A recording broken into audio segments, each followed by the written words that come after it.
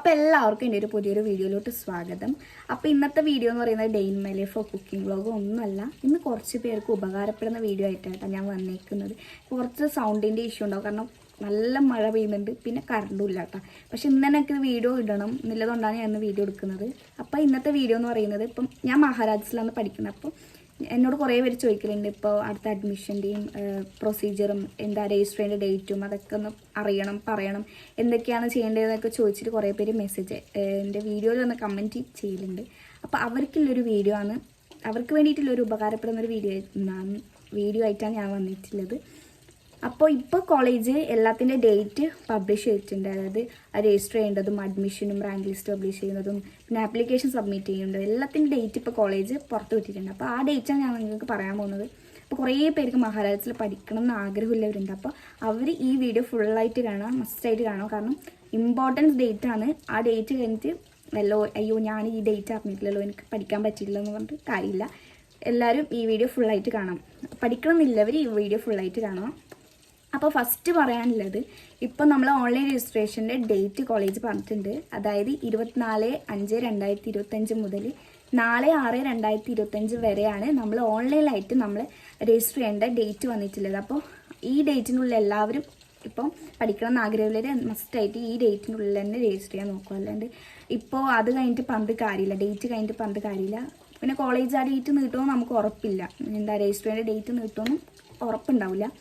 അപ്പോൾ ഇതുവരെയാണ് ഡേറ്റ്. അപ്പോൾ 4/6/2025 വരെയില്ല, ജൂൺ 4 വരെ അതിൻ്റെ ഡേറ്റ് അവർ നീട്ടിയിട്ടുണ്ടായിരുന്നു. അപ്പോൾ ആ ഡേറ്റിനുള്ളിൽ തന്നെ എല്ലാവരും രജിസ്റ്റർ ചെയ്യാം.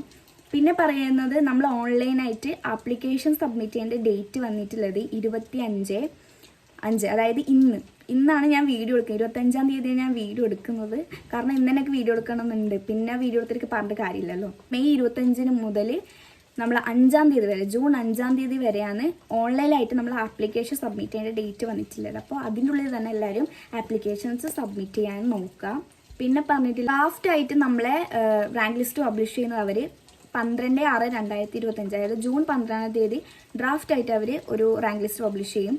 പക്ഷെ മെയിൻ റാങ്ക് ലിസ്റ്റ് അവർ പബ്ലിഷ് ചെയ്യുന്നത് 20/6/2025, ജൂൺ 20-ാം തീയതി ഫൈനൽ റാങ്ക് ലിസ്റ്റ് പബ്ലിഷ് ചെയ്യും. നമ്മൾ സ്പോർട്സിൻ്റെ കൾച്ചറൽ DA ഈ ഒരു റാങ്ക് ലിസ്റ്റ് അവർ പബ്ലിഷ് ചെയ്യുന്നത് 21/6/2025, അതായത് ജൂൺ 21-ാം തീയതി അവർ നമ്മൾ ഫൈനൽ റാങ്ക് ലിസ്റ്റ്, അതായത് കൾച്ചറൽ സ്പോർട്സ് DA എന്ന ഈ ഒരു കാറ്റഗറിയിലവരെ റാങ്ക് ലിസ്റ്റ് അവർ പബ്ലിഷ് ചെയ്യുന്നതായിരിക്കും. പിന്നെ അഡ്മിഷൻ സ്റ്റാർട്ട് ചെയ്യുന്നത് പറഞ്ഞത് ജൂൺ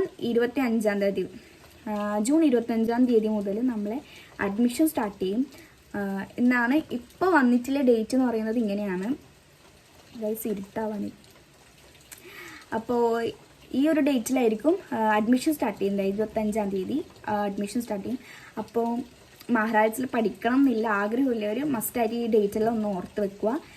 അതിൻ്റെ പ്രൊസീജിയറെല്ലാം വേഗം തന്നെ ചെയ്യുക.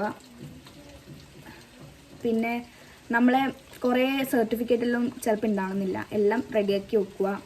അപ്പോൾ ഇൻകം ആയാലും കാസ്റ്റ് ആയാലും എല്ലാം ഒന്ന് റെഡിയാക്കി വെക്കുക. അതെല്ലാം മസ്റ്റായിട്ട് വേണ്ട സാധനങ്ങളാണ്. അപ്പോൾ ഇക്കൊല്ലത്തെയും കഴിഞ്ഞ കൊല്ലത്തെയും അതിനും കുറേ മുമ്പത്തെ ഇപ്പം എനിക്ക് പറ്റിയൊരു സംഭവമാണ്. ഞാൻ തന്നെ ഇപ്പോൾ ലേറ്റെല്ലാം പോയി ഗൈസ്. അപ്പോൾ എല്ലാവരും സർട്ടിഫിക്കറ്റെല്ലാം ഒന്ന് നോക്കി വെക്കുക, കറക്റ്റ് ആണോ എന്നെല്ലാം ഒന്ന് ചെക്ക് ചെയ്ത് വെക്കുക. കാരണം എനിക്കും അങ്ങനത്തെ തെറ്റെല്ലാം പറ്റിയിട്ടുണ്ട്. അതുകൊണ്ട് എല്ലാവരും മസ്റ്റായിട്ട് അത് ശ്രദ്ധിക്കുക. വേറെ എന്താ വെച്ചാൽ, നമ്മളെ കോളേജ് 150-ാം വർഷത്തിലേക്ക് പോവാണ് കേട്ടോ.